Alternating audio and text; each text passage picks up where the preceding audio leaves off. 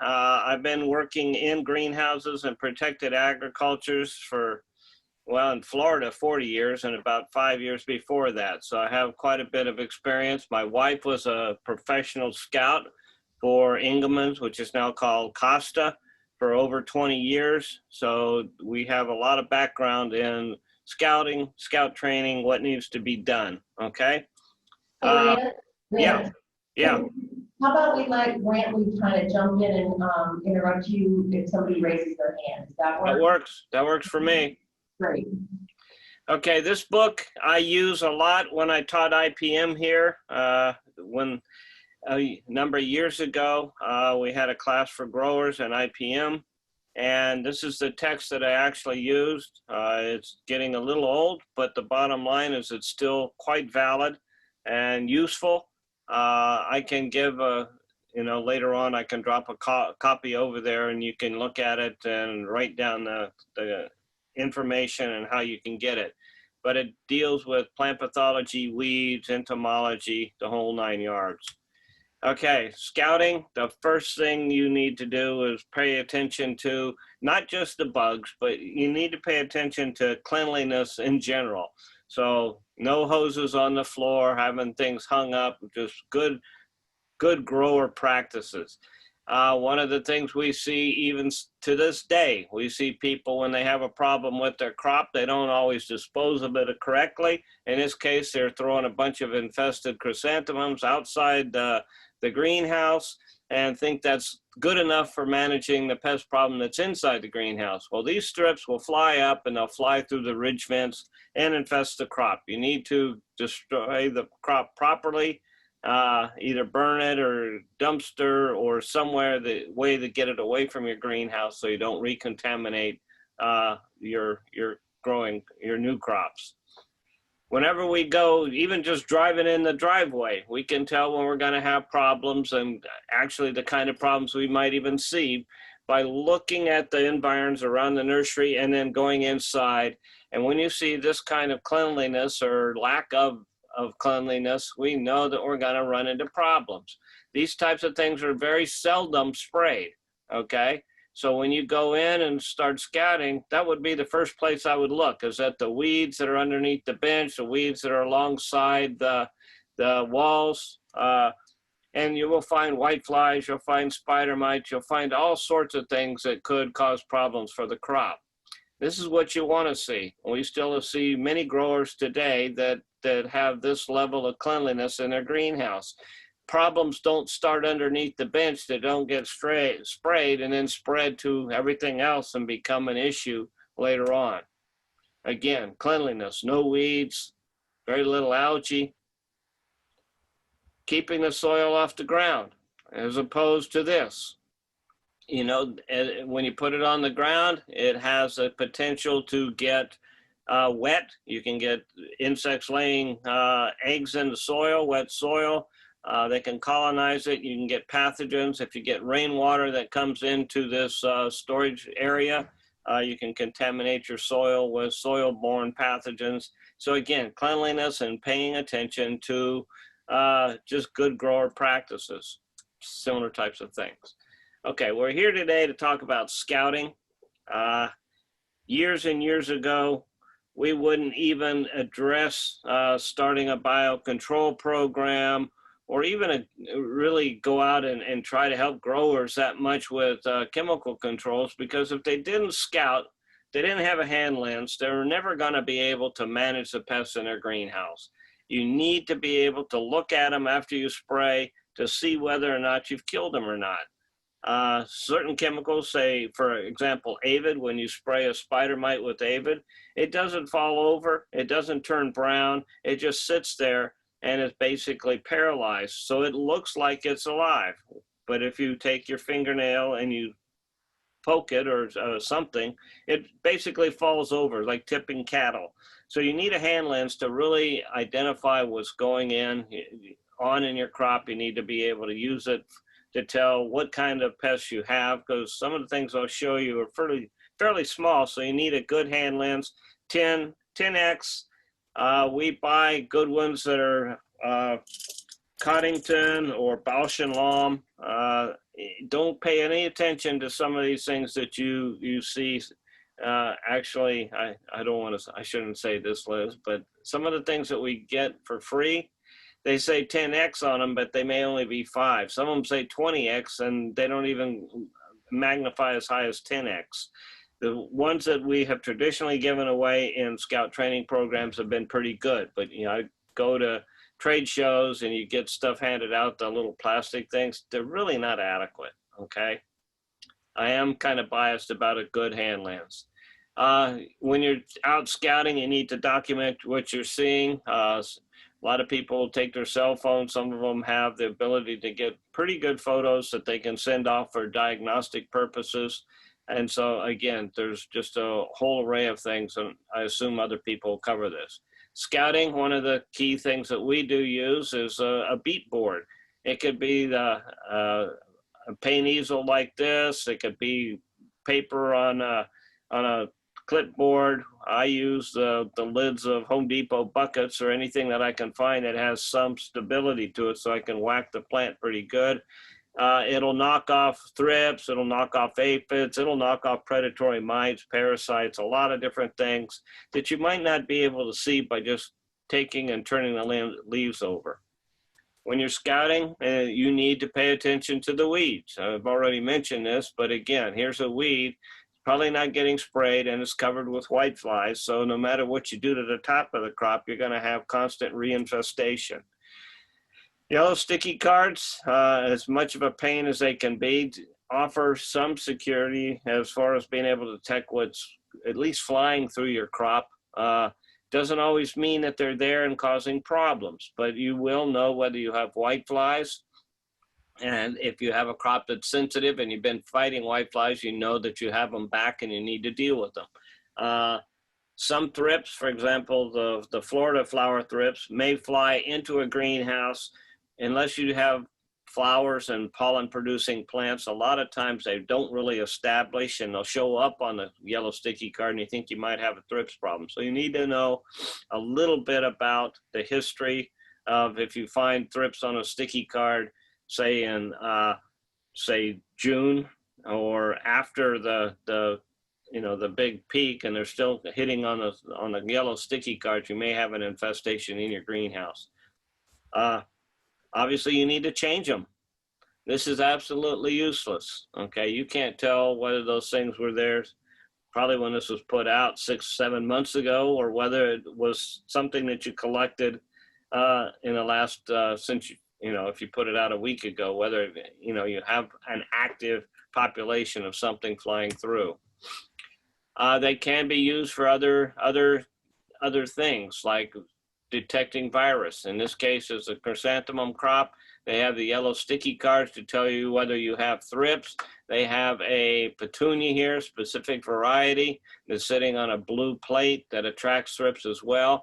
But they will transmit virus to this plant, and it doesn't go systemic, so they don't pick it up there and then spread it further. But it gives you a quick indication, because this will show virus infections fairly quickly, and it will tell you that you are need to ratchet up your thrips control program. So we have programs that are based on whether or not you detect virus in the greenhouse or have an issue with it. And it gives you a list of chemicals, for example, that you need to switch to, that are basically your nuclear options, so you don't end up having, you can break the cycle of the thrips population and therefore reduce the chances of significant problems from virus. You can make your own. I like using these plastic cups. Some people use STP or some kind of oil, coat it. It has multi-directions. It's easy to deal with. And I think oil's easier to get off than to stick them. And if you've ever gotten your hair stuck in it, you'll realize that, it can be a real treat to have that stuff. I hate it. Okay. Some people have used the sticky tape. I don't think you really trap out all the insects, and you're going to get a lot of them, but it's just more, I think, more of a headache than it's worth. Okay, identification. The website here www.mrec.ifas.ufl.edu/LSO, which are my initials. That is where I put all my information on scouting, new pests, chemical control guides. I'm going to try to put this particular talk up. I'm trying to record it, so we'll see if I can post these PowerPoints and maybe even the recordings later. Okay, why is it important? Well, these look, for all intents and purposes, identical, but they're, in this case, this is an aphid and this is a plant bug, a lygus probably, and both are damaging pests. Aphids can be controlled with biological and certain chemicals that don't have an impact on the lygus bug, and the controls that you might use for lygus are going to be different for the aphids. So you need to be able to separate these things, not only just between major groups of pests, but also because in some cases between species. Certain species can, for example, could have whiteflies. Certain species can be regulated. So whitefly isn't a whitefly isn't a whitefly. Some the inspectors will just overlook as a common pest. There's others that they will quarantine your greenhouse for if you have them. So you need to pay attention to all that kind of stuff. Okay, if you don't remember anything else, I think that one thing you need to remember is springtails or columbella. We have this happen all the time, that people don't know about springtails or columbella, and the classes, one of the first questions I get after we have these classes is people come back with the sample of springtails or columbella and ask, what is it? Okay, they're soil inhabiting little predators. The ones that you'll probably see most often are little gray insects. Well, they're not even insects anymore. They removed them from the insect, but little tiny arthropods that are gray. They have long antennae. They have a little mechanism at the back that they flip down and causes the insect or the columbella to spring into the air and get away from predators or danger. And so that's why they're called springtails. You will sometimes find springtails on the leaves.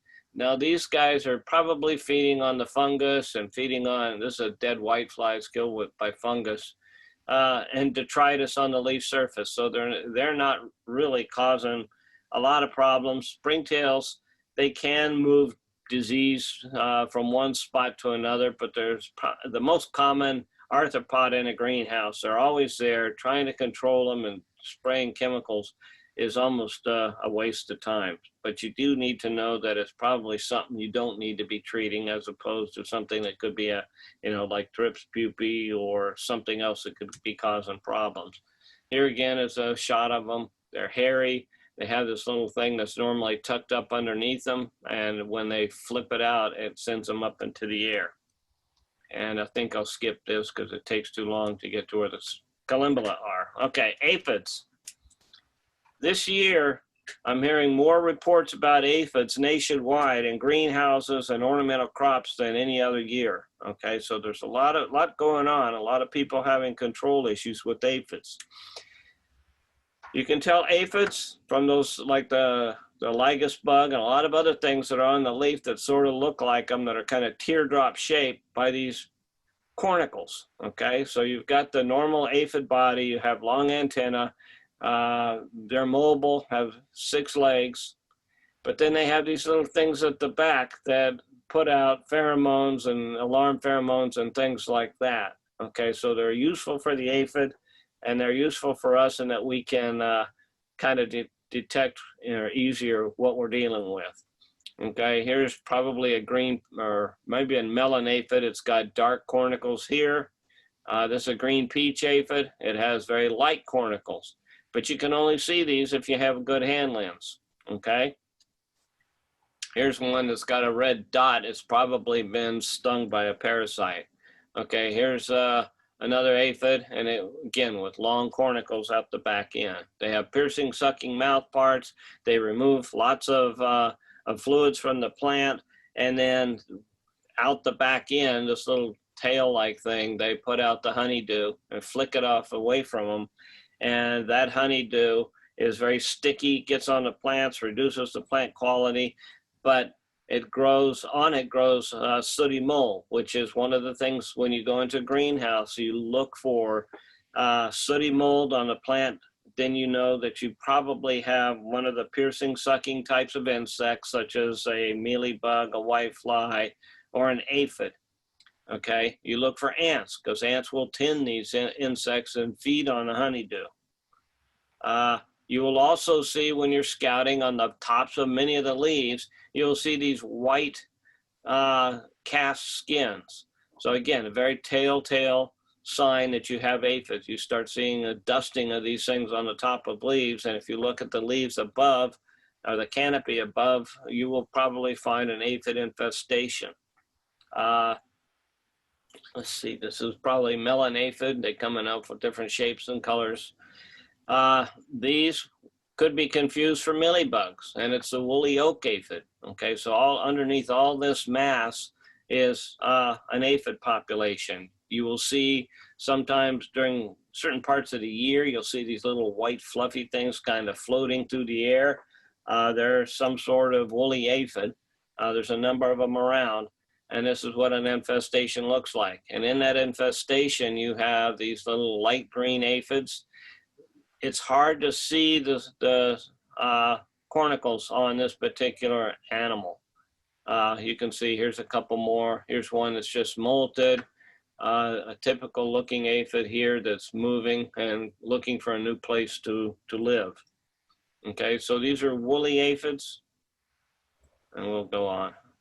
Okay, when you start finding aphids, you are going to start running into all sorts of biological control agents. We have people that mistake these biocontrol agents as a pest and spray for them. Everybody knows the coccinellids or ladybird beetles. There's all different kinds of them, different markings. When they have a different marking, it's a different species. This is an aphid here, cornicles, and with a large predator like this, they need hundreds, if not thousands, of aphids to go from egg to adult. They feed on the whole body, so it takes a pretty good population to keep the predators on the plants, because if they can't find enough to feed to initiate reproduction and laying eggs, they'll fly away. Okay, so they consume the whole insect. This is the immature stage. Okay, they have very long, all different colors. They look like kind of like alligators, and they have all sorts of ornamentation and hairs and things on the body. There are other very tiny predators that we see very commonly in Florida, and this is one we mass rear for use in greenhouses, called Diomus, and it uses the leg of an aphid almost like a straw, and you'll see it moving back and forth, removing fluids. So it'll remove them, put some saliva in with it, and mix it back into the body, so it pre-digests all the organs in the aphids, and then the larva just removes all the fluids. And so you'll see dead, dried bodies when these things are around. The adult is not much bigger than an aphid, and it feeds on the entire body. And again, this is Diomus. You will see these things that look like little maggots. Okay, now this is a syrphid larva. The adult looks and mimics like a bee, but it only has one set of wings. They hover around where the aphid colonies are, and they'll lay an egg right in the middle of the aphid colony. The egg hatches, and then the larval stages start feeding on aphids. These are all dead aphids that this particular larva fed upon. So it looks kind of like Jabba the Hutt. At least my kids used to call it that. And you see the mouth part sticking out. It's looking for new prey. There it has one there. Okay.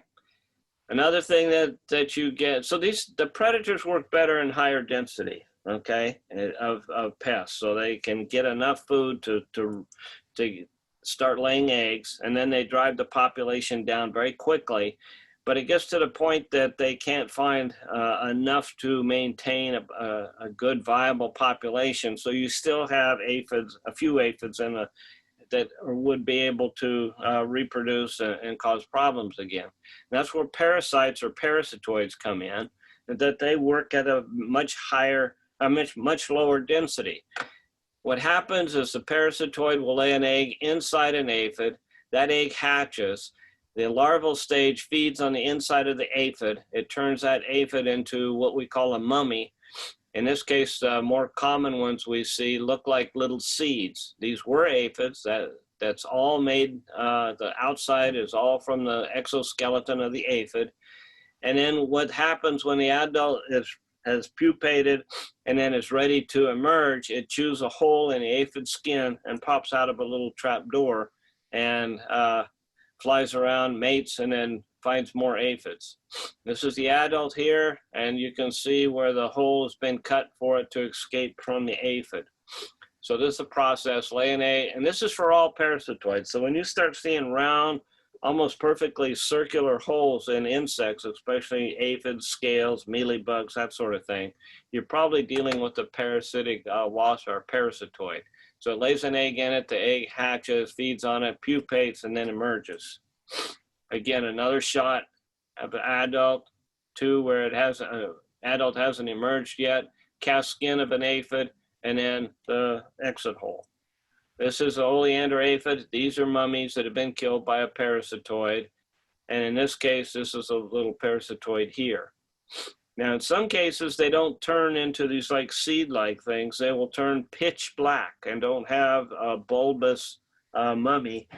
And those are a different kind of parasitic wasp that are very common. But this is the most common ones that turn them into these papery-like mummies.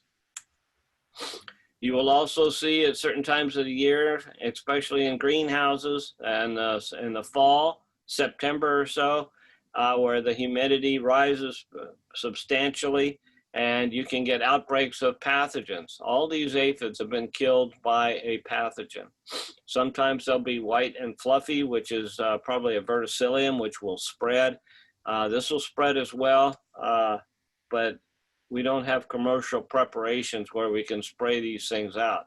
The Bavaria and the Pacillomyces, I'm sorry, I do own the patent on the PFR that's sold, or and Cora or whatever.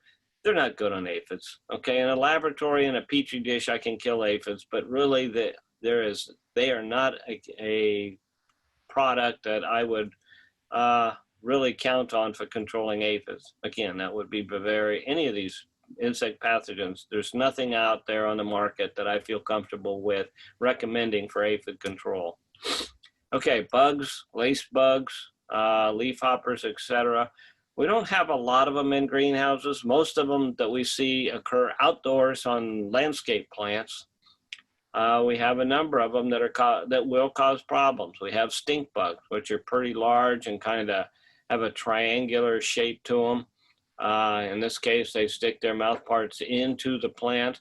Their mouth parts are fairly large, and they can cause, by removing and attacking cells and getting into the vascular system, they can cause a lot of damage. Sometimes they call it hopper scorch or things like that. This is, we have a couple invasive species that we have to worry about now. Brown marmorated stink bug. This is an egg, a mass of eggs that they've all hatched. They were black. They seem to congregate for a little while, then they spread out. That's the immature stage. This has been found in Florida. I think it's been found up in Ocala and Gainesville area. It's a national problem, and it migrates on people's cars, and so it spreads quite easily. Again, calling a bunch of brown marmorated stink bugs. These are typical stink bugs feeding on the flower pods of, I can't remember what this was. We have harlequin bugs that will get on fruits and vegetables and things like that, but I haven't seen them too much in greenhouses or on ornamentals. We get the leaf hoppers. These will, again, transmit diseases. Some of the scorch diseases of oleander that you see is transmitted by the glassy wing sharpshooter. It also transmits Pierce's disease in grapes. So it's a very serious vector. And in California, if you're found to have it, your plants are quarantined because they're afraid of it taking the pathogen that causes Pierce's disease in grapes up into the wine country, which could devastate the California wine industry. There's glassy wing sharpshooters here. We get spittle bugs, okay? We do get these in lawns, but we will also get them on ornamentals. And this is an immature here that's hidden itself in a froth bubbles or spittle, and that's a telltale sign that you have spittle bugs. We have found this one here, Clastoperta, in our oak in the front of the building, okay? It's a new invasive species. It feeds on the stems, and it will cause spittle as well. We do find lacewings. Most anybody that's grown azaleas, we commonly have azalea damage come into the clinic that are caused by lacewings or lace bugs. Just a different shot of some more. This is the damage that they cause just by feeding, by sticking their mouth parts into the tissue, feeding on individual cells. This one is one that's relatively new. It looks like on the leaf, the adult stage almost looks like a thorn, okay? They're very common. They have a huge host range. I don't know that much damage occurs from them, but I know that some people do treat because you get this white waxy mass. Just a second. And in here, you can kind of see there's an eyeball looking up at you. That's an immature. And when you get close to it, the immature pops up and runs around to the back of the stem, and it leaves this empty spot where there's no wax. Okay, this is an adult, and then some immature stages. And this is what the immature stages look like. Okay, no questions so far? I don't see anybody raising their hands. Thorn bugs. Some of them can be very ornate and quite pretty. They cause a similar types of damage by piercing, stalking. This kind of size of a population on a plant will basically kill that stem. Not all lace bugs or bugs in general are bad. Okay, we have predatory stink bugs. We also have Aureus that's sold all over the world. And in this case, there's 2 Aureus ganging up on a chili thrips. So here's the chili thrips. This is the mouth part, which if it were a plant feeder would stick into the plant and the leaf and remove fluids. But in this case, it's sticking it into the thrips and basically paralyzing it and then removing the fluids. That's the immature stage. So when you see these little orange things running around, they're predatory as well. Now the Aureus feeds on thrips. It's primarily sold for thrips, but it can feed on a whole array of things. In this case, I think it's actually feeding on spider mites. You can see the webbing. So they're predatory on thrips. They're predatory on spider mites, but they're very cannibalistic. So they're predatory on each other. Okay, I'm going to shift gears to talk about scales and mealybugs. They're all kind of lumped into the same group. We have 3 major groups that we have to deal with. We have the hard scales, we have soft scales, and then we have mealybugs. With the hard scale and soft scale, you have an insect that has its mouth parts sticking into the plant tissue, feeding on the vascular system. They will lay eggs in and around them underneath a covering, okay? So the covering in this case is protecting the insect. With the soft scale, the covering is an integral part of the insect. So it's touching the insects, and when you pop it over, you don't see any insect underneath it because it is part of the covering, okay? With the hard scale, when you pop the covering over, you will see the insect and the eggs underneath, okay?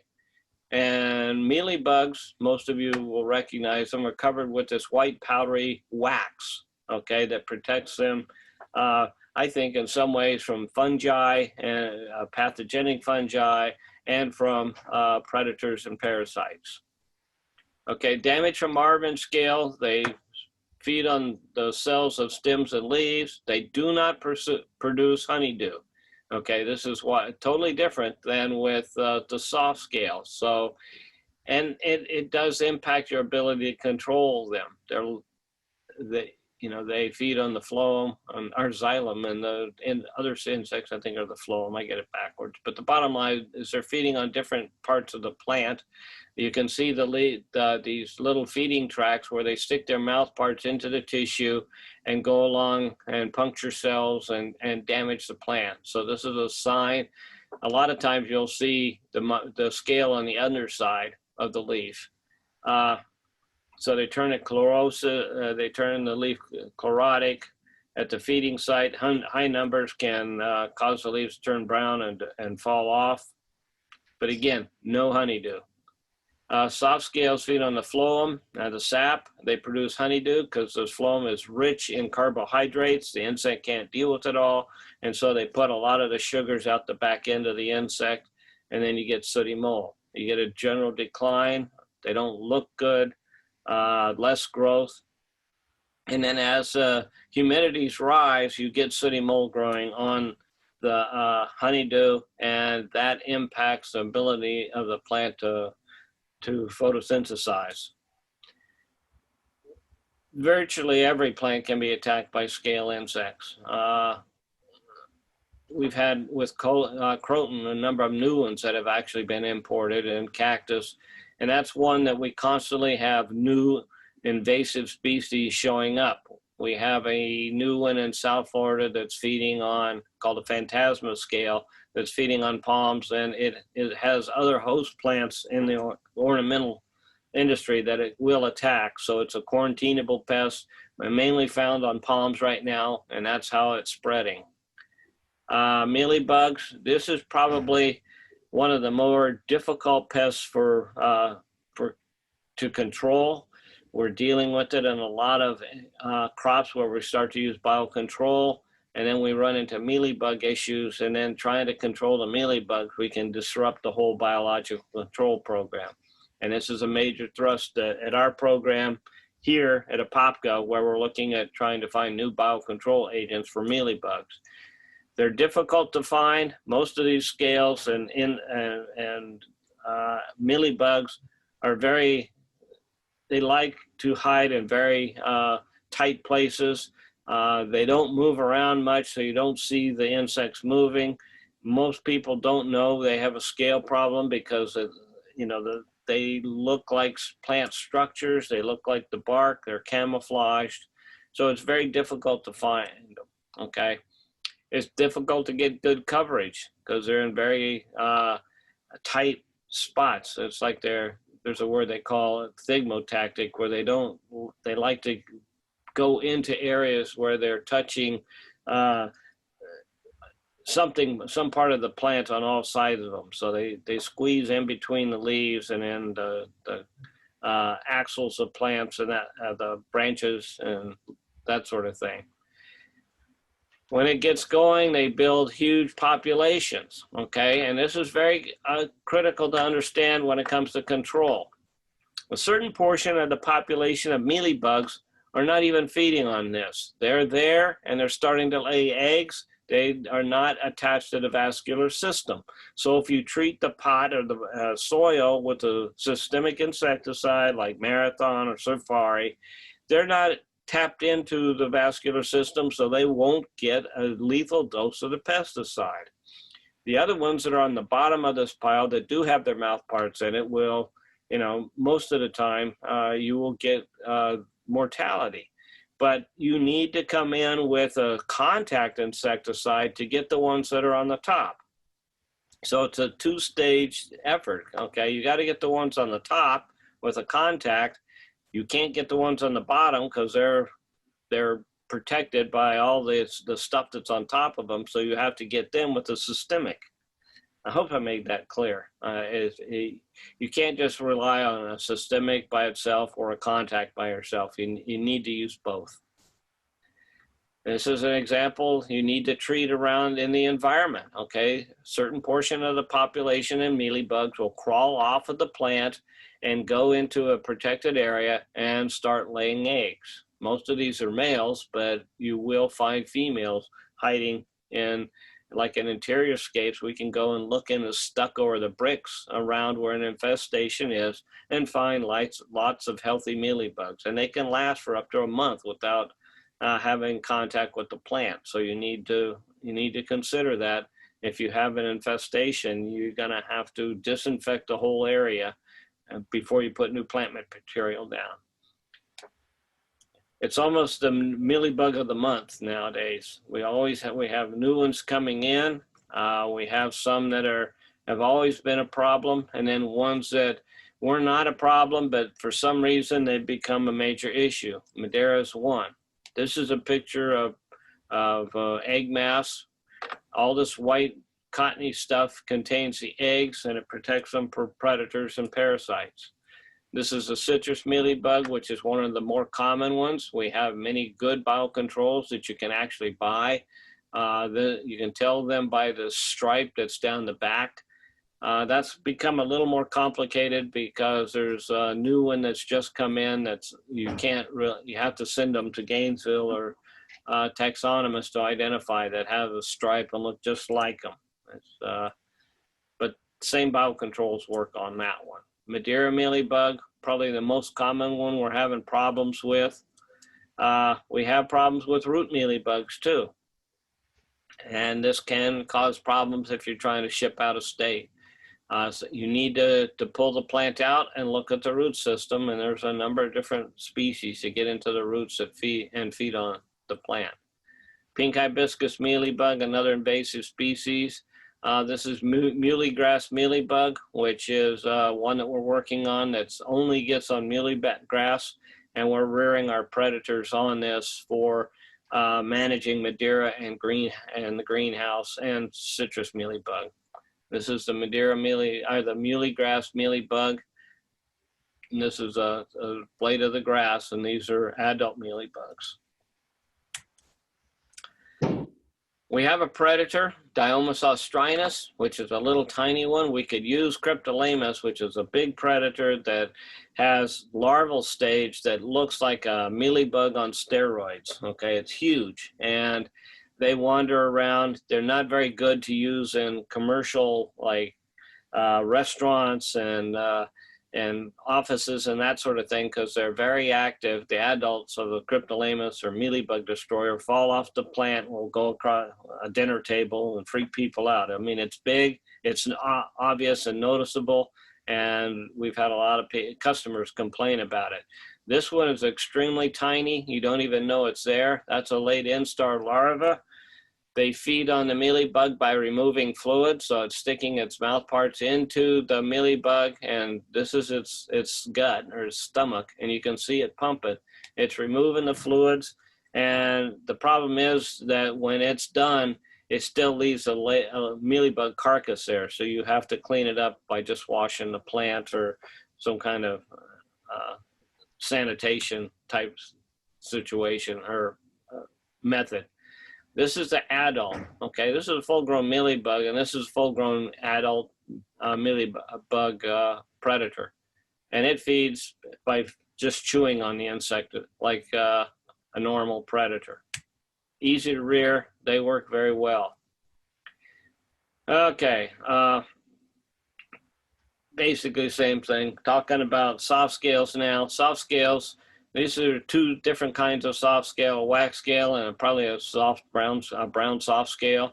You have to use your finger or take something, kind of scrape it off, and if you basically stab it with your fingernail or scrape it, you will see fluids come out.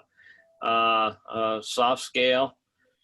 Now, if they were dead, it would look almost the same, and if you squish it, you're not going to get fluids out of it. So when you squash it, you get what's called hemolymph, or the insect equivalent of blood. They don't have real blood, but they have a similar type of thing.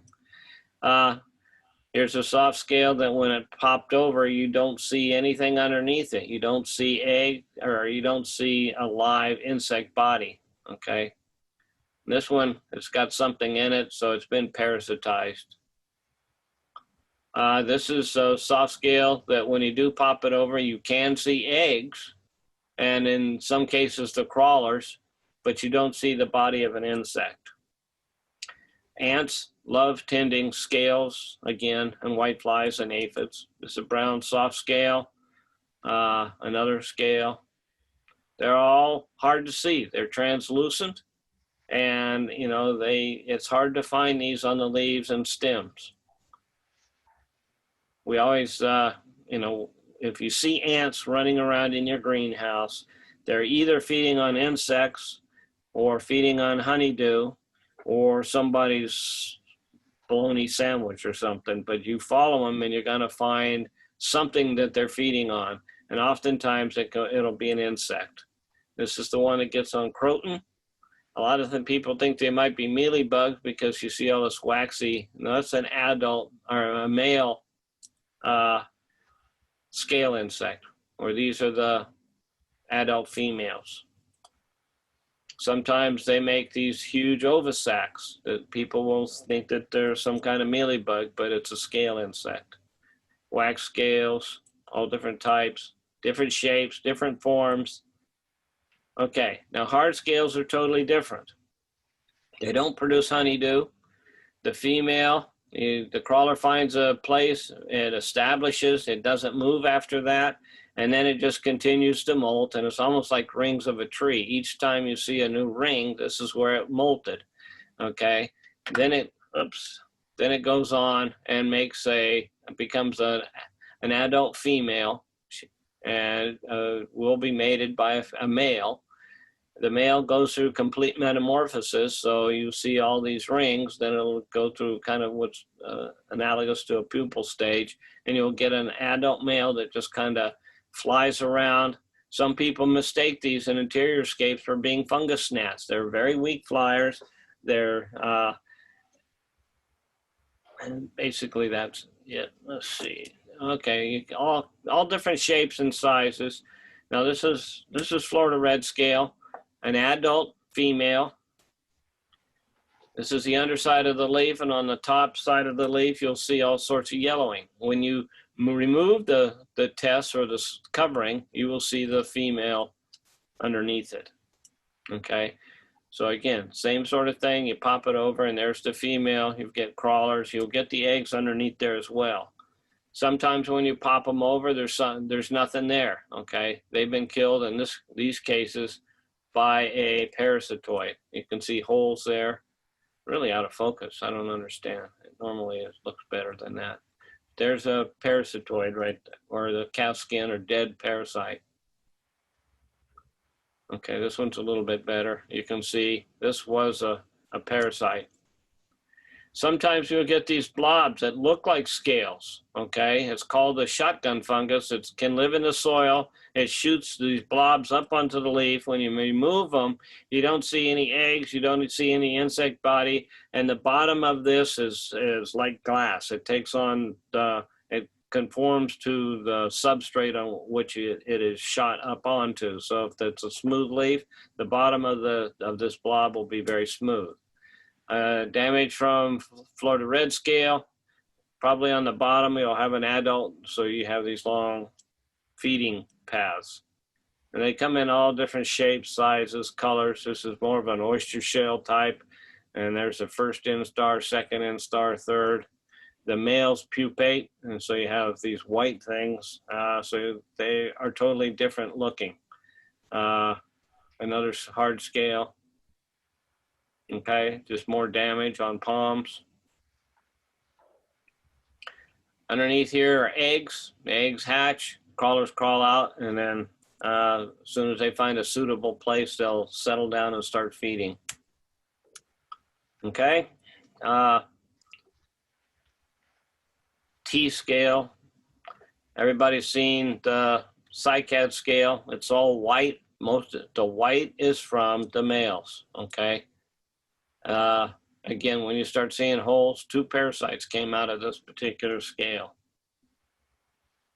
Sometimes you'll see wax or these strands of things going between the scales. This is not wax, it's actually the fungal pathogen that's attacking the scales.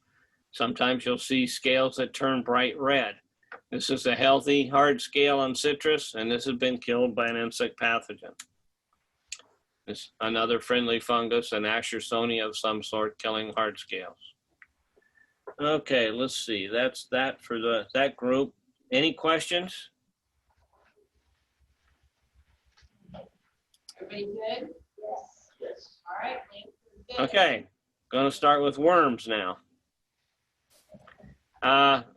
Woolly bear, this is an arctiid. It's the moth that you might see at your lights at night that's kind of white and very fluffy. These, you'll see them crossing the roads a lot of times. They have very large host range. We pick them up, but the most common ones we see in ornamentals are the army worms, like beet army worm.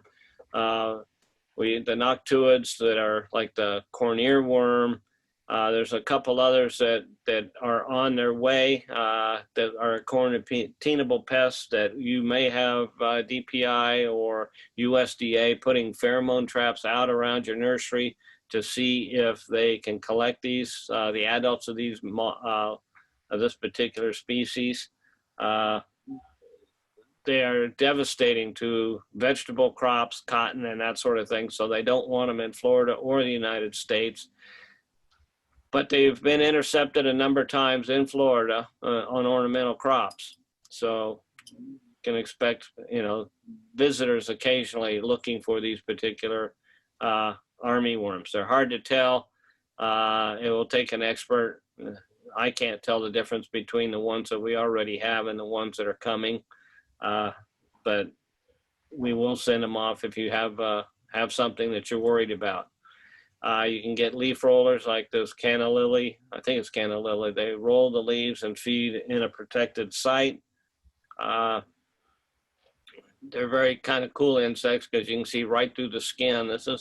These are all the ducts that lead to the air system for as outside hole here, a spherical that takes in air and goes through these ducts. And so almost like a water system, but in this case, it's just air.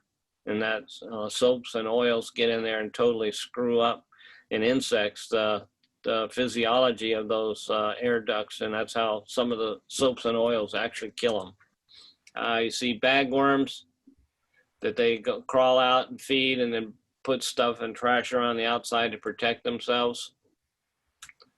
When you start to see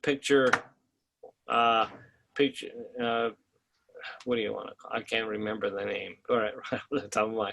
You get the little areas where the young larvae can feed on epidermis, but they can't get all the way through the leaf, and so you get these little things when you hold them up. It looks like a picture pane or glass pane, and you can see light through them, but it's still intact. That's probably an indication that you have a larva of a caterpillar or moth feeding on your plant. Again, on corn. This one was caused by a leaf roller that the young stages were doing this, and they started to roll the leaf and protect itself, and then just totally destroyed the plant. There's the larval stage. We get a lot of these in greenhouses. One of the most important is omnivorous leaf roller, that lives up to its name. It'll feed on just about anything. We've had some of our hemp plants totally destroyed by these guys, and they web it together, kill the new terminals. I think there's probably beet army worm feeding on a flower, and this is the excrement. Sometimes you have the cutworms that live in the soil and they come out at night and feed, and sometimes you may have to go out with a flashlight to see what's causing damage to the plant, because snails and slugs can cause similar damage. You won't see the excrement if it's a snail, and if it is a snail, you will probably see the slime trails if you look close enough. Again, this is a rose that's been attacked. This is a damage in a greenhouse crop of peppers. And you can see the excrement on the leaf. As soon as we saw that, we knew we were dealing with some kind of caterpillar of some sort. Peperomia with the feeding damage, excrement. Okay, so we started seeing that around, and we eventually found the caterpillar. This is some pheromone traps work very well for detecting caterpillars, okay, or the adult stages of the moths. Puts out a sex pheromone and attracts the opposite sex. Sometimes they're, and you know, they're very effective outdoors. I'm not really sure how well they work in greenhouses because it requires a plume of the scent to drift away from this trap, and the moth runs across, flies across it, and will move back and forth till it finds the trap. This is how they trapped and found that we had the European pepper moth. They put traps around Central Florida and found that there was a number of places infested with this particular organism. It's from Europe. It's expanded its range. It feeds in a lot of greenhouses on peppers and fields on peppers. It was first detected in 2010. A lot of uproar initially, but it is more or less subsided, you know, like all invasive species. I'm not sure what's controlling it, probably something naturally. But again, every once in a while we get a flare up and have a greenhouse that gets quarantined. It has a huge host range from flowers to peppers to corn, tomatoes, poinsettia. We were finding it on poinsettia and roses in Central Florida. It can feed in the soil. It lives in the soil. In this case, you can see damage to strawberry leaves that were down low in the canopy next to the soil. They will burrow into the pepper plant. You can see, you know, the larval stages are probably in the soil coming out and feeding on these leaves. They can girdle the plant.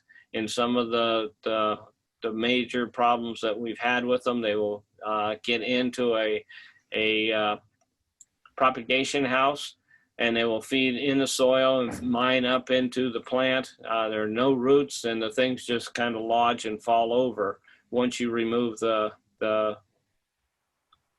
irrigation system or the misting system. They lay eggs that are kind of reddish in color. This is a newly laid, and then they take on a reddish tint to them. Just some of the larval stages. They're not very big. Again, they can live in the soil, pupate in the soil, so it's hard to scout for them, okay? But once you see them, and especially in a greenhouse, these adults will alight on the pots and on the screens, and they'll fly very weakly from plant to plant, and have this abdomen that's almost like a scorpion or whatever. It curls up. So if you see this thing that's kind of has a abdomen curled up, and it has if you look at the wing, and they're not very skittish, so you can get up close enough to see them. It has this little finger projection. You have this pest, which can be a quarantinable pest. They use pheromone traps that work well. They like living underneath the pots and going up into the irrigation holes, or living right next to the pot and crawl around inside the soil, feeding on the roots. They will actually feed on bark and that sort of thing in the soil. So you may not even have to have the plant there. Again, this is a feeding tube. This is all silk, and there's a larval stage. Here's a shot of the adult and they love roses. Some of the predatory mites, the little beetle and nematodes work well for managing it. This is if you see larvae that are kind of curled up like this and dead, that's probably a virus that's killed them. In that greenhouse where we started to see the peppers disappear, the only way we found the larva is that the spider got him. Okay, so it was one of these predators. He didn't like me taking pictures. It protected it. It got up on its haunches and started threatening me when I got down to take its picture. And it was feeding on that larva. Okay, what time is it? We got 4 minutes. Why don't we take a break now? And then we'll start on thrips in a Okay, few minutes. yes, we can do that. Any questions before we take a break? Any question out there? Okay, so we'll take 10 minutes. We will take 10 minutes to refresh ourselves and then we can, Okay, so 7 minutes after 10. okay.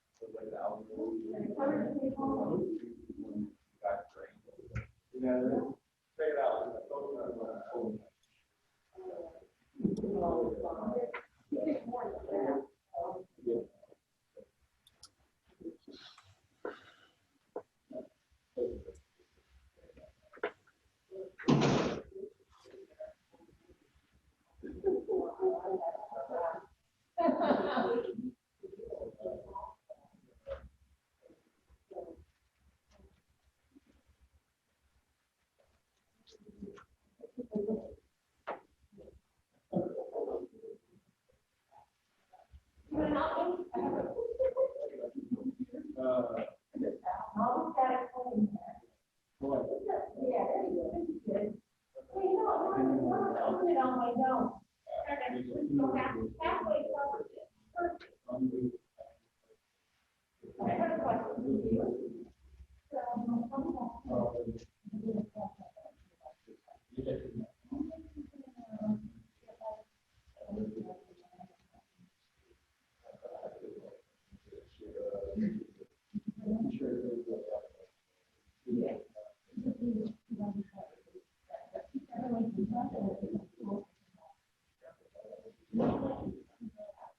Yeah.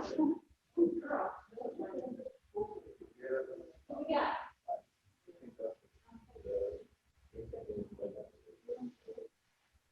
Okay.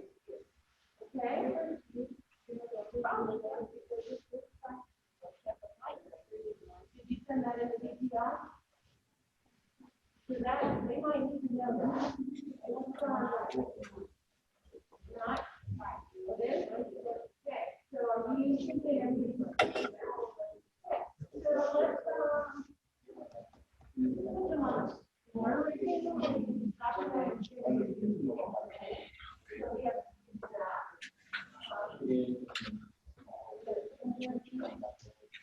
if you have a letter,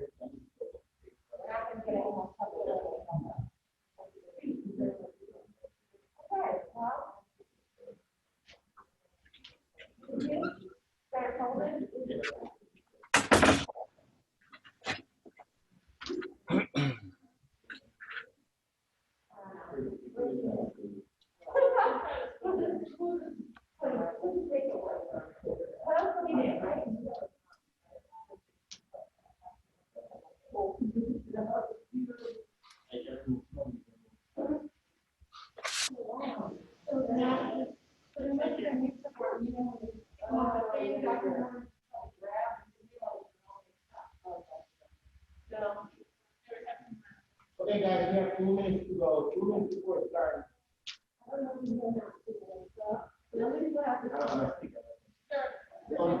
The only person I can cancel this one.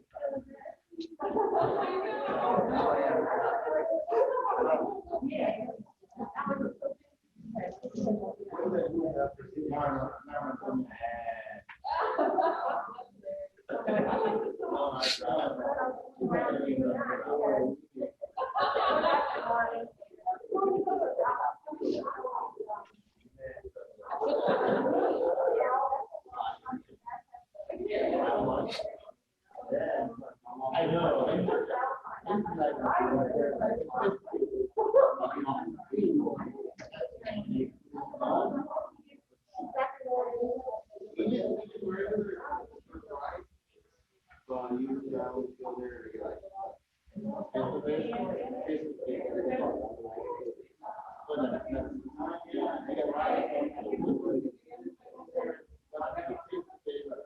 Then they have like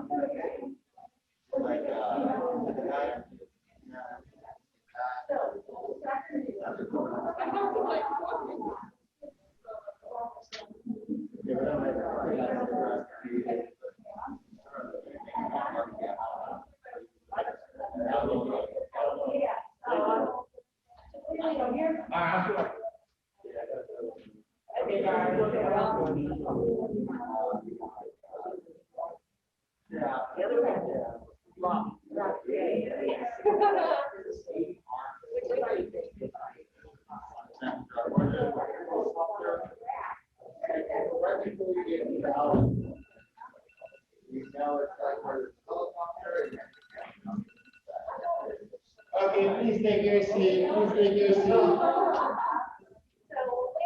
let's, I don't know if I see him yet. Is it 10:07?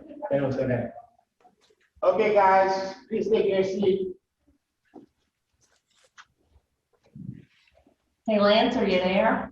Yep, can you hear me? Yep. Hey Lance, listen, this afternoon, we're gonna split the class in half and, we're gonna tour the plant clinic with me and a bunch of folks have brought some cool things in with insects on them. And I'll just have them leave them in the plant clinic this afternoon. Okay. They're kind of cool things. There's some of them you'll be surprised about, I think. Like there's a thrips on a grass plant that apparently has not been documented before. Cool. Okay. Yeah. So, all right, you're on. Okay, thrips. This is one that when you look at the DPI graphics, we import more thrips than just about any other taxon, which is kind of strange, but that's probably due to their biology. Thrips like to hide in very tight places. They crawl into the flower buds and hide out. We have a couple new ones that we have to deal with here in Central Florida. The basic biology of thrips is that they lay eggs in the plant tissue. So when you're trying to manage them, you've got that one stage that's protected pretty much from just normal chemicals that you spray on them, unless you have a good systemic. Then you have the eggs, from the egg hatches the first larval stage, then you get the second, then they go through what's essentially a pupation, and then you go, which is two stages, a pre-pupa and a pupa, and then you got the adult, okay? So these stages, in some species, actually fall to the ground and pupate in the soil. So when they're in the soil, it makes it difficult to get chemicals to them as well. That's why certain biological control agents like the little staphylinid beetle and or predatory mites are used, and in some cases nematodes, both in the soil on the plant. They rasted, they have unique mouth parts, they kind of damage the cells, and then they basically suck up the juices. And so it's kind of a piercing, sucking type mouth part, but just not like a typical Homoptera or Hemiptera or any of those types of things that we were talking about, like the lace bugs and whiteflies and mealybugs and those types of things. Again, they damaged all parts of the plants except probably the roots. I don't know of any root feeding thrips, but you have the damage here on the flower. The black dots are excrement. Here they've gone in kind of a pattern along the leaf surface, feeding on the epidermis and the cells underneath the tissue.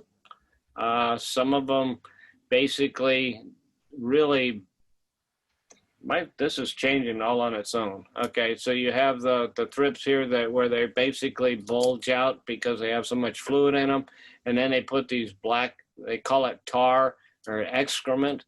Here's one where it's coming out the back end, and this is, sometimes they'll flip it at a predator, and the predator will run off, so it's a protective device.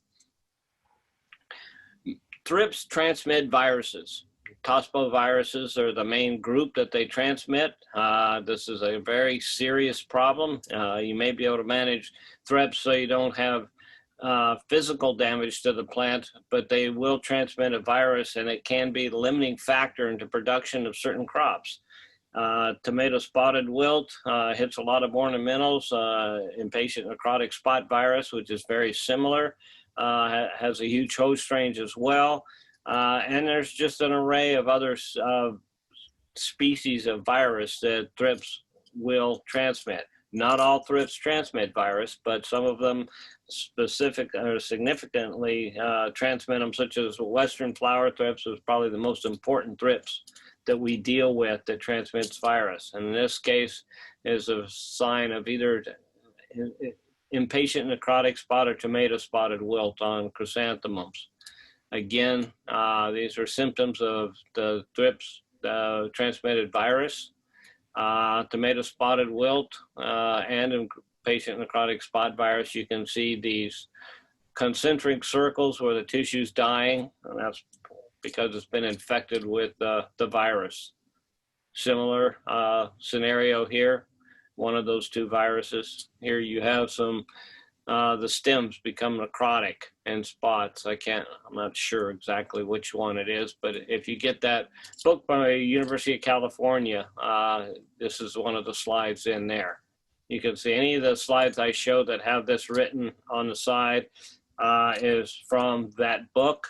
I have the complete slide set of the photos from that. There's Western flower thrips. They're much larger than some of the thrips that we're dealing with now. Initially, we never had this species, but it is an invasive one and is competing or out-competing in some areas, Florida flower thrips and some of the eastern flower thrips, and because of its resistance to pesticides. Now, this is chili thrips, the smaller one, and the larger one is Western flower thrips. So it's easy to kind of tell them apart. Chili thrips will live in the flowers, young buds, but by the time it starts to open, the flower thrips basically seem to take over and outcompete or chase them off or something. So you may find the chili thrips running around on the foliage, which they're perfectly happy to do, and Western flower thrips mainly in the flowers. Flower thrips do need some sort of protein source, and so they get it by either feeding on the pollen, or in some situations, like in cotton, the Western flower thrips is actually a predator of spider mites as well. So they do feed on spider mites. We get problems with Western flower thrips on plants if there's a spider mite population, at least foliage plants. Otherwise, we really don't have that much of a problem with Western on some foliage plants because they don't have another source of protein. They will attack it and reproduce, but just not to the level they will on flowering crops. Again, chili thrips, this is a major issue. I get a lot of phone calls about chili thrips, not just on ornamental plants and roses, but we get it on vegetables and other things. It's found basically through the southern tiers of the United States. And we have now found it in New York and Massachusetts. Chili thrips is a complex of different species. So when you say chili thrips, there's about 23 different biotypes or subspecies or cryptic species in this group. We have probably two. One is from East Asia and one is from Southeast Asia. And the one that's causing us all the problems is from the southern one. The one that's more northern, it's overwintering in New York and Massachusetts. It's mainly feeding on hydrangea. We can't get our strain or our subspecies to really survive well on hydrangea. So there's a difference in biology. And the only way you can separate which is to do genetic analysis, PCR, and that sort of thing. Again, chili thrips, male and female chili thrips. We saw that. Okay. Another major issue that many growers have is echinothrips. Now, this echinothrips doesn't pupate in the soil like chili thrips and Western flower thrips. They pupate on the leaf. And so these are the pupal stages here of echinothrips. So they're light lemon yellow in color, but the adults are black. Okay.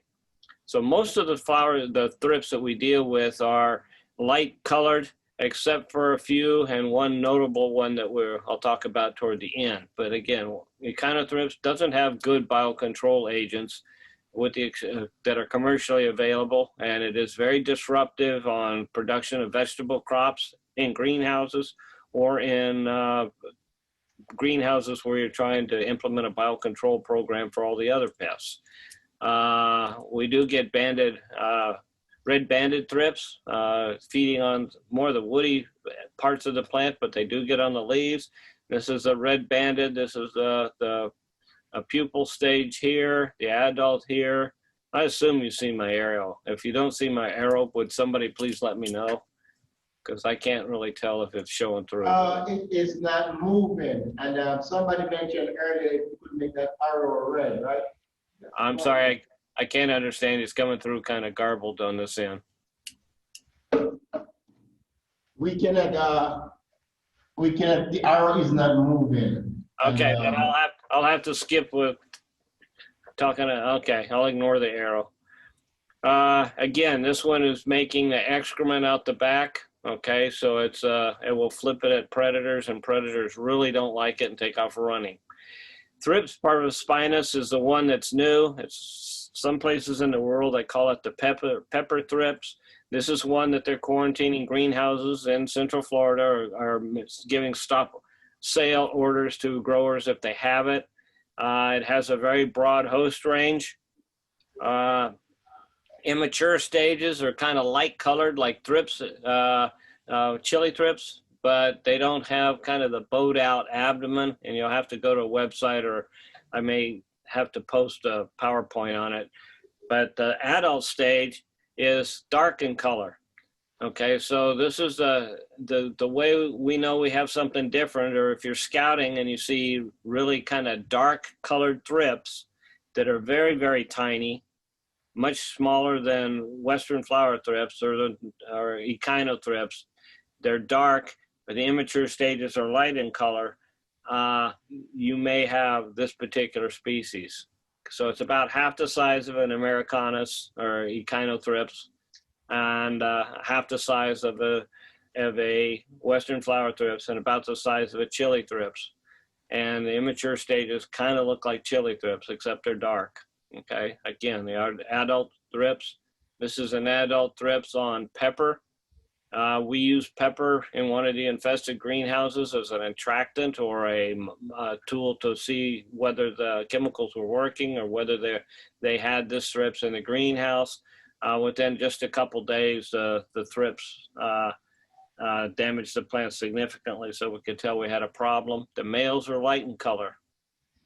So the damage, this is a pepper that's only been in a greenhouse with this particular thrips for 5 days. So it's obviously a preferred host. It's hard to see, but there's an immature stage on that leaf, and I can't use the arrow, so it won't help. But this is, when a leaf is damaged early, not only do you get the scarring, but where the cells are killed, you can get some holes in the leaf. This is anthurium with leaf damage photographed by DPI scientists. Again, another anthurium. This is one of the main crops that is damaging in Central Florida, as well as Hoya. This is hard to see, but this is one that they put out on a Hoya bud.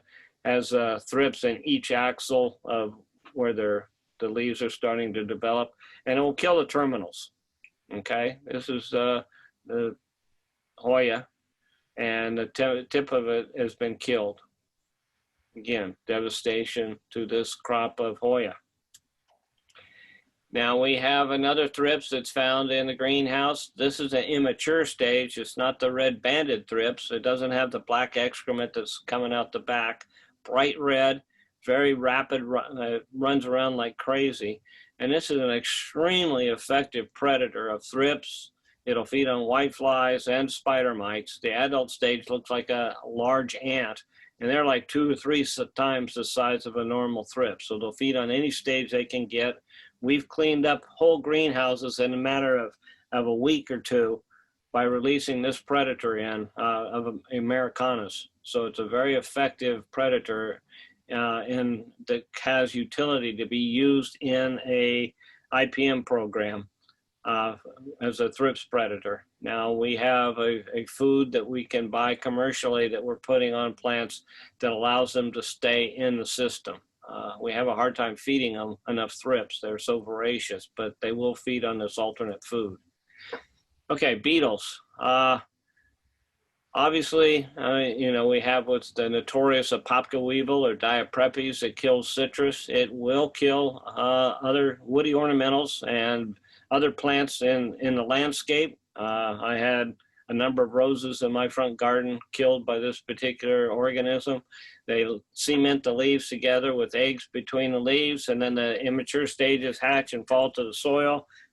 Basically can devastate the root system of certain plants. It feeds on the taproot of citrus and girdles it, and then can kill a citrus tree. They're very large insects. They feed on like the Sri Lankan weevil. They'll feed and scallop the edges of the leaf by feeding on the outside edges. This feeds on crepe myrtle.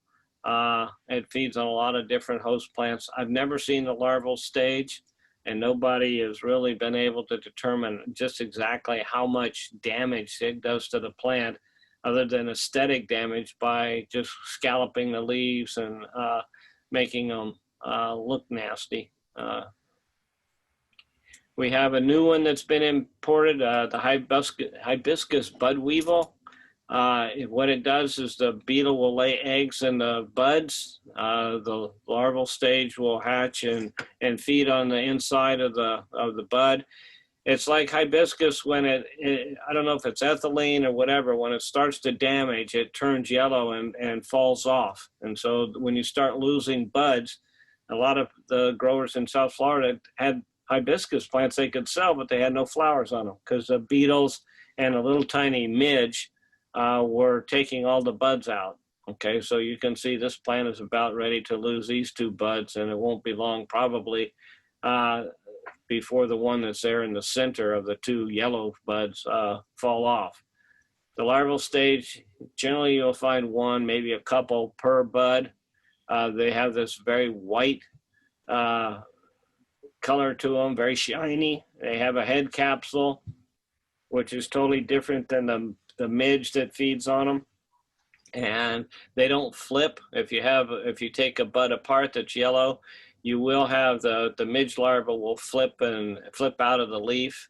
That particular is caused by a fly, and the fly lays its eggs in.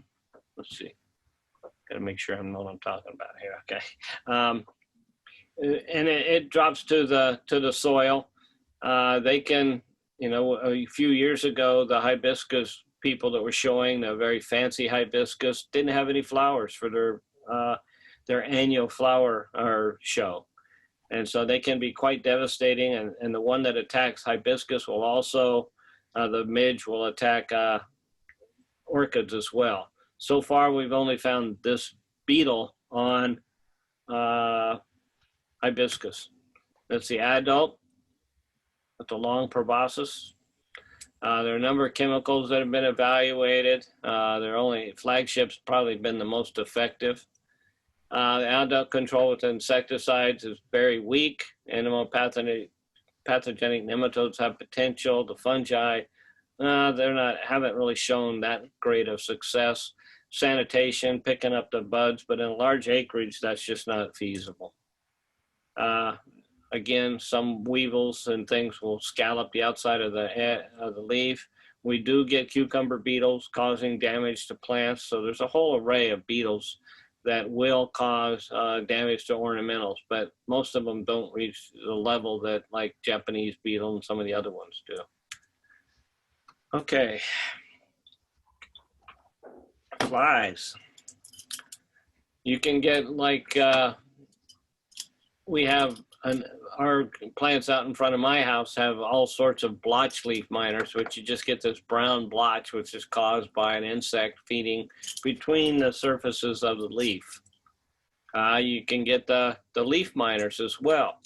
There's all sorts of leaf miners. There's a couple that have notorious ones like the Liriomyza trifoliae and Wedabrensis and a couple others that feed on vegetables and a lot of ornamentals. They're resistant to pesticides. So we did have a crisis a number of years ago where there really wasn't anything we could use to control this particular pest on chrysanthemums. So they learned a lot about biocontrol, and there's natural enemies that work very well.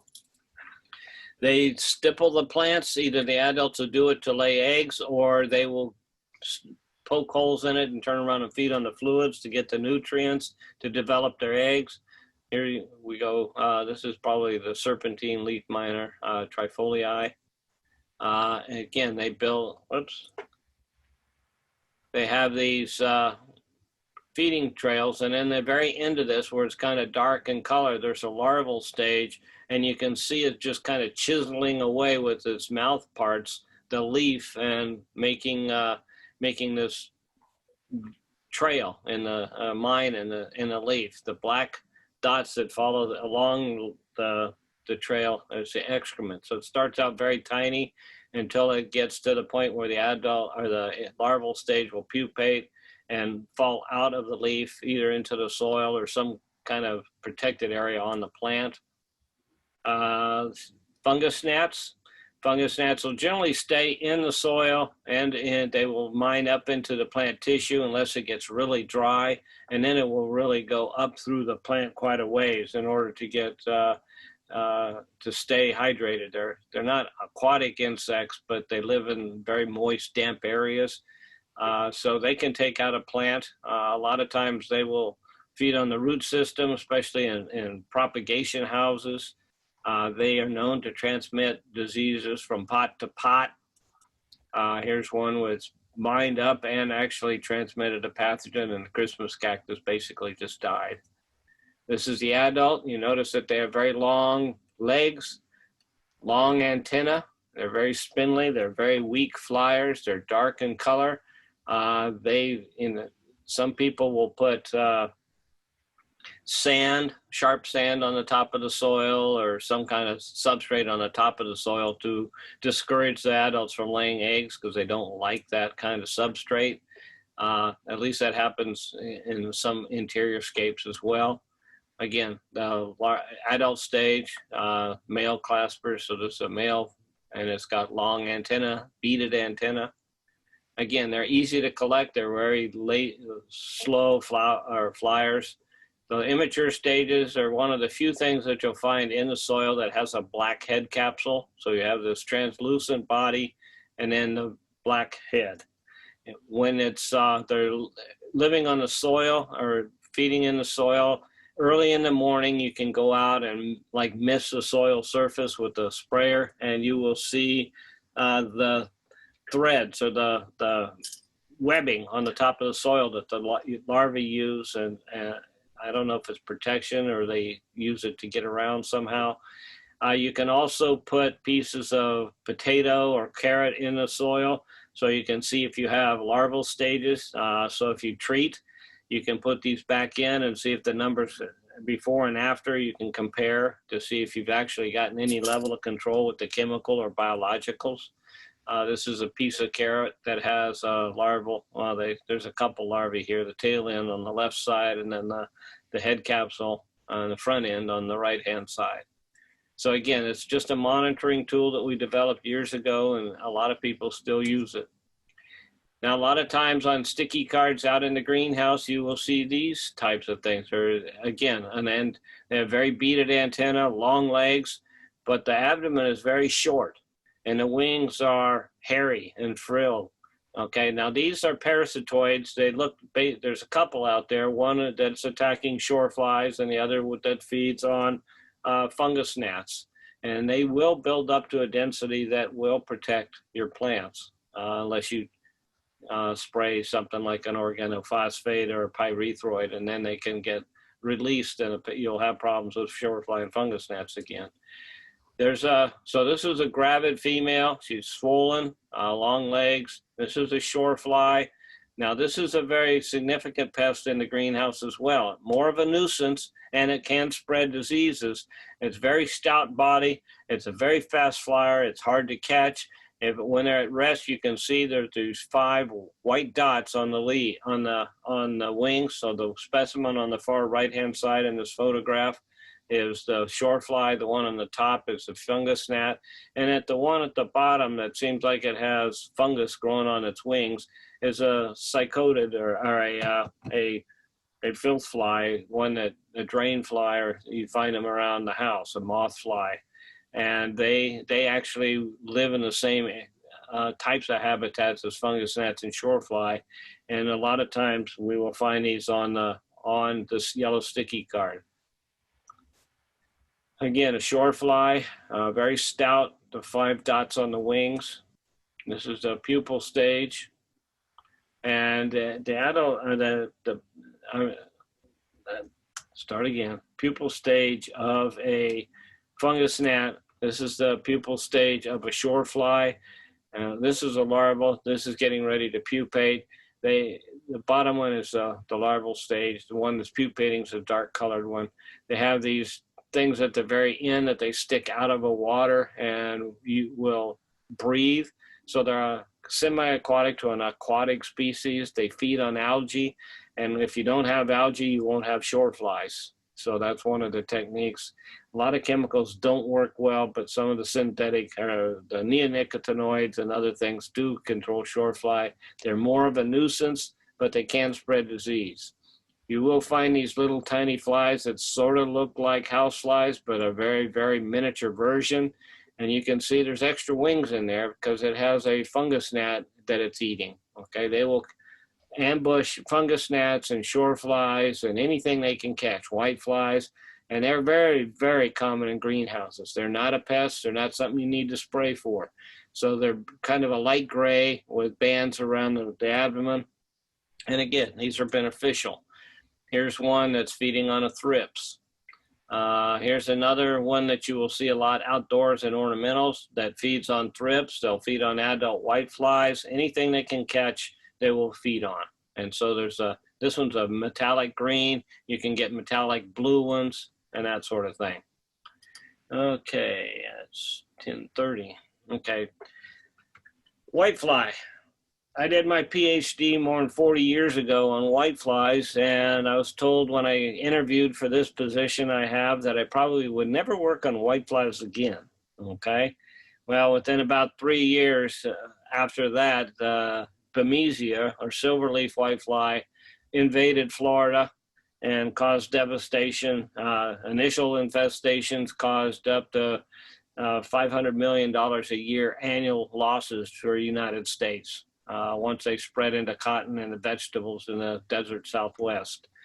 Nowadays, we seem to import on a regular basis whiteflies. Okay, so there's just a whole, there's so many that I can't keep track of them all.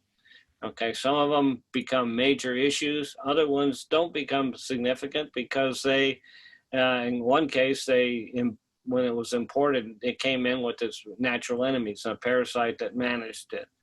There are a number, though, that are causing significant damage. Some we don't have good tools to manage. The number one pest worldwide, whitefly, is Bemisia. Now, there's a complex, again, of cryptic species. I could tell you this is the Q biotype. I could tell you it's the B biotype, which are distinct species that when you put them together, you don't get mating. You get mating, but you really don't get any good whiteflies. They just, they die or they're not capable of reproducing. So they're genetic, or they're reproductively isolated is the term that we use. They look identical. The only way you can do it is by doing genetic analysis, and we can grind up one whitefly and tell you whether it's a B or a Q. The difference and the importance is that a non-resistant B biotype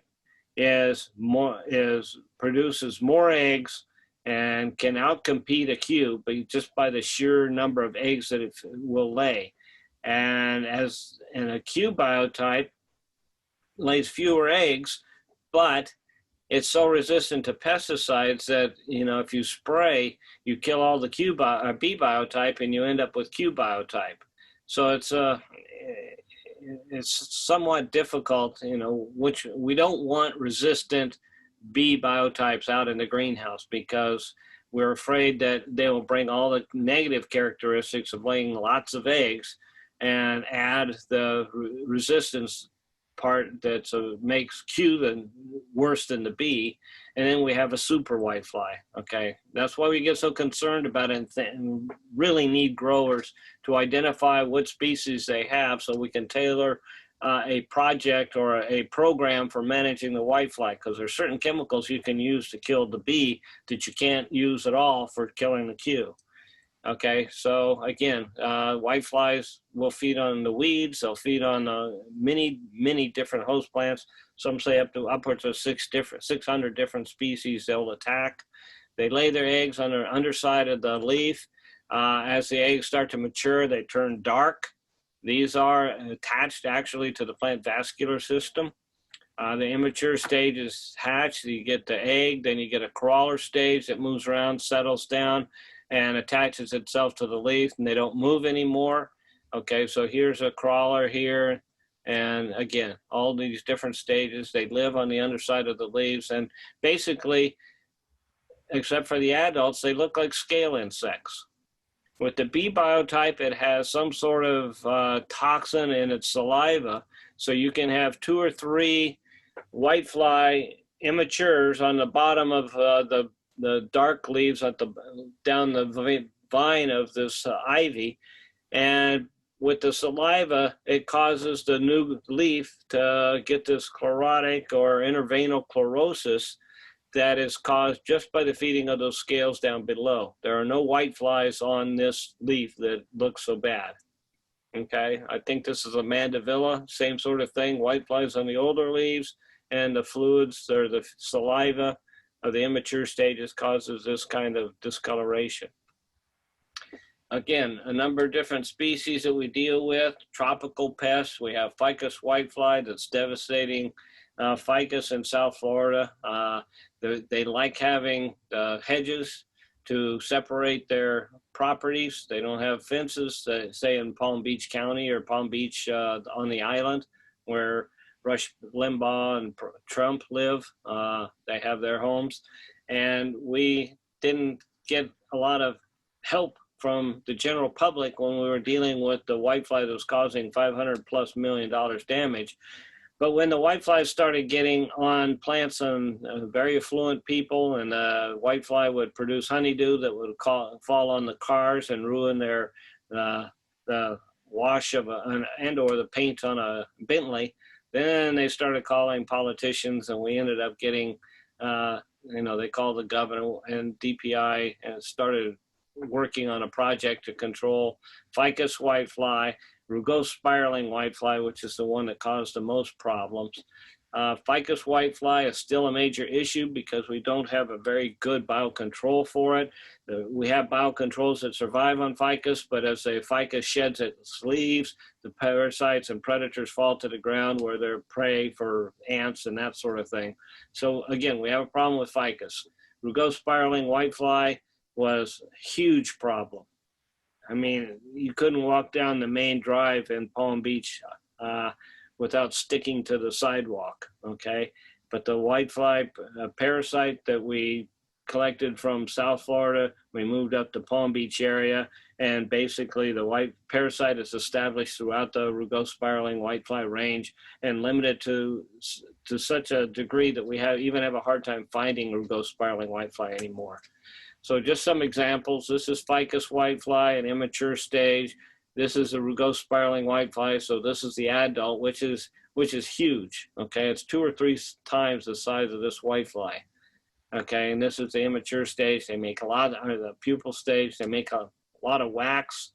This is Bondar's nesting whitefly, and they make a little nest that they live in that's covered with wax. Okay, there's a nest. This is what a whitefly infested ficus hedge looks like. All the leaves are falling off, and people don't want to see their neighbors. When this starts happening, they start complaining. Okay, again, mile after mile after mile. If you go down the turnpike, there's places there, it's mile after mile of ficus hedges along some of the residential areas. Rugose spiraling whitefly, they make spirals just like their name says. Immature stages, and then you can see they make a lot of wax. This is the bottom of a bird of paradise, and it's all whiteflies. It should be dark green. You can see the honeydew. This is the window of a car that's been attacked underneath an infested plant.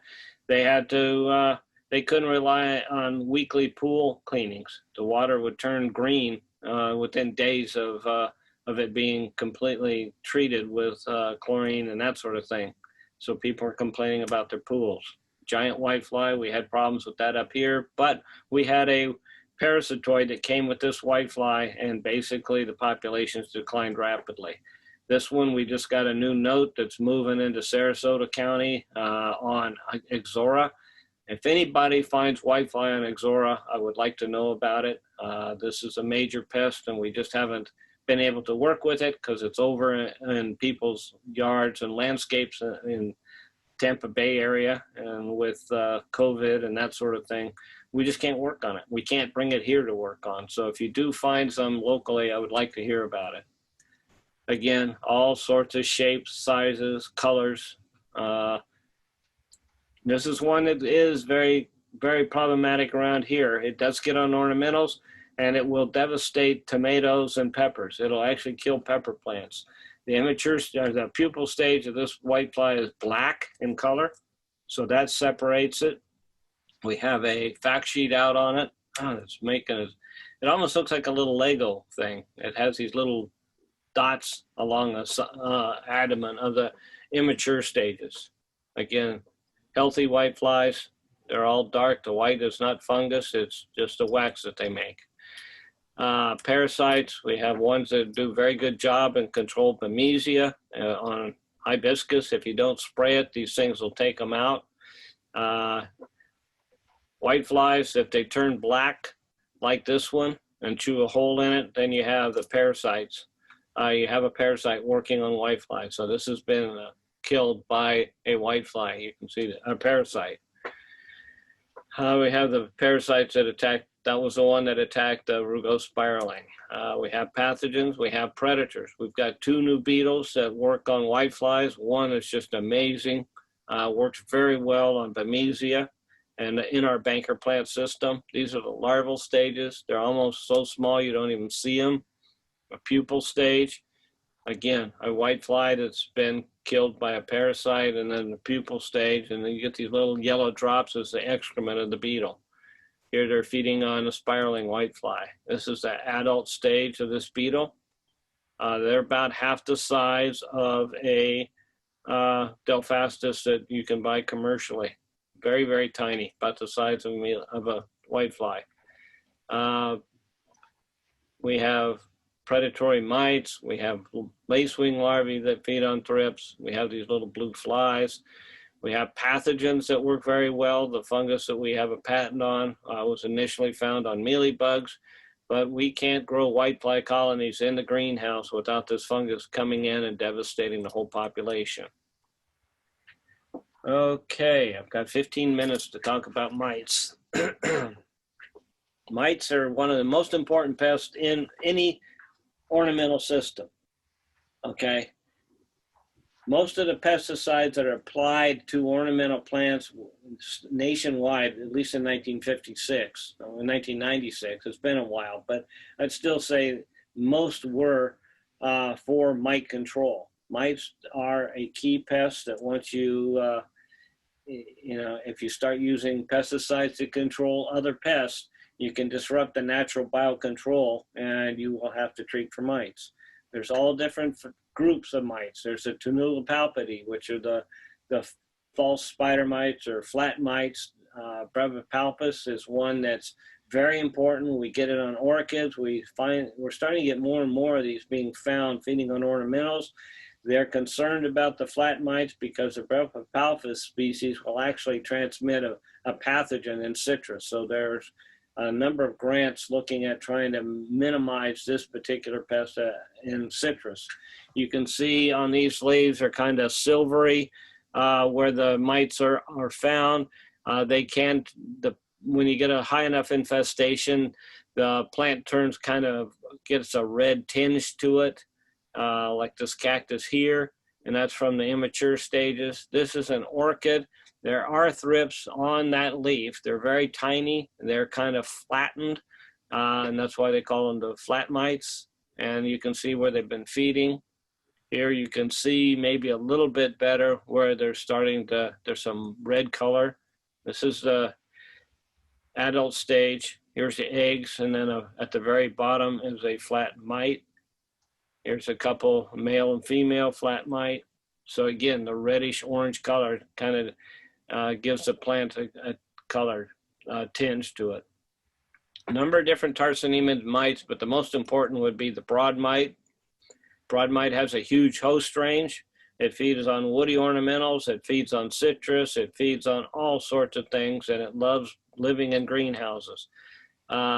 They are kind of a small, about half the size of two-spotted spider mite, and they're kind of a yellow color. They have kind of stripes on either side. The eggs, which you can see up toward the top of this photograph, have like little facets or areas of where they're white. Okay, here, down here is a shot of it. Okay, you basically notice that there's damage to the plant before you ever see the mite because they're so tiny. So the new growth on this Phacetra is kind of curling over and taking a different color than it would normally would. On ivy, all the new growth is coming out distorted. It's very crunchy or crispy feeling. They don't expand correctly, and the new growth dies. Okay, and this is from broad mites. This is impatient, and the leaf is curling over. This happens on peppers and a lot of other plants. The new growth becomes very distorted. And when you can use a 10x hand lens, and you hold it up to the light and let the light like reflect at a 45-degree angle off the leaf, you will start to see the bodies of the mites running around. Okay, now when they just show up out of nowhere, all of a sudden, one way they get around is on insects. This is a whitefly, and you can see the broad mites on the legs of the whitefly. So you see, this is very small. These are really small, okay? And the Areophyids are about half the size of this. So you have a leg here, and here's a broad mite. They can get into the greenhouse on air currents. They can crawl from place to place. They can be transported on people's clothing and infested transplants. This is one way that it's moved throughout the industry. We have published a paper recently where we treat the transplants with predatory mite and being able to beat the national average on the number of peppers per acre. Here's a whitefly with broad mites here's a broad mite adult moving along, and it's approaching an egg. One on the top, one on the bottom. Biological control is very effective. We have Swirsky and a number of other. Okay. Oops, we don't need to hear that. Areophyids, it's a new pest. We're working on ones on a number of different plants. It's a major pest of hemp. So we're working on trying to develop systems for managing it. Very tiny. You just basically have to look for the damage. You can, with a good hand lens, see them. Ficus gets them. We're finding more and more plants that actually have problems with Areophyids. Here they are. They look like little cigars or ice cream cones. All the legs are up here, and that's the front of the mite. Two-spotted spider mite. I got about 5 more minutes. Okay, two-spotted spider mite. Again, everybody knows what these are, but you need a good hand lens to tell whether they're alive or dead. With small ones are spider mite eggs. If they get oblong or bigger, they're probably a predatory mite egg. This is a male tending a female. The females are kind of rotund and round. The adults males have a pointed abdomen. It's important to know the difference.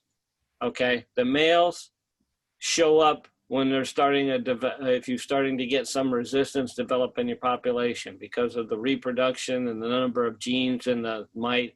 They are more, they show up first in resistance. Okay, just the damage, they feed on the cells. Some plants don't show obvious signs, but the crinkling in this croton leaf is a result of mite damage. Here's a calathea. Again, it doesn't show typical damage, but on the underside of this leaf, there's spider mite damage. This happens on Ficus lyrata. Okay, the leaf just changes colors. Tumid mite, these are not two-spotted spider mites, a whole different species. This one and Glover mite are bright red, and they're starting to cause a lot of problems with plants in greenhouses in Florida and outdoors. And they don't really respond the same to chemicals and biological controls as two spots. We have a whole array of biocontrols that work for spider mites. Some we can rear ourselves, some you can purchase commercially. Persimilis, or one that's indigenous is Macropolis. They look the same. They feed on anything they can catch, the immature stages, the adults, or the eggs. Again, another shot of a spider mite egg and then a predatory mite egg. This is Californicus, but I could tell you any number of other species because they all look identical. You have to use genetic analysis to really identify them or send it off to a really good taxonomist, which we are lacking. This is a gall midge. It's a little tiny fly that lays eggs in and around where spider mites are. This is extremely common. We can put a plant outside the greenhouse here, and within a couple of weeks, we'll have these midge larvae all over it.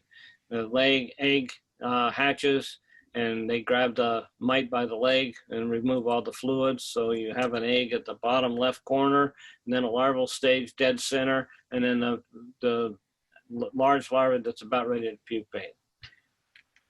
And with that, I'm done. Any question for Dr. Osborne? What's that? Are you asking me a question? I can't really. No. I'm just asking if there's any question out there for Dr. Osborne. Any question? So it doesn't seem like you have any questions. So thank you very much, Dr. Osborne, for that presentation. Thank you. I know that's a lot. Sorry.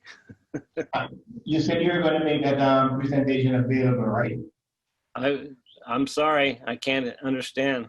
Did you say you were going to make that presentation available? Yeah, I'm going to try to put this on my website. Okay, thank you very much. Sure. You want to take just a stretch break, just stretch yourself. Yes, you want to just stretch or walk back to the restroom while Dr. David Norman is ready in 5 minutes? 5 minutes. So 5 minutes, Dr. Norman will be ready. Liz, Yeah. are you going to need this on, or should I just go ahead and terminate this meeting? Go ahead and terminate. Okay. Thank you. By the way, I did record this. Beautiful. That's great, because that would be a good link for them to go to, right? On your site? Once I figure out how to do it. Yeah, it'll get you there eventually, but that's great. Thank you. Sure.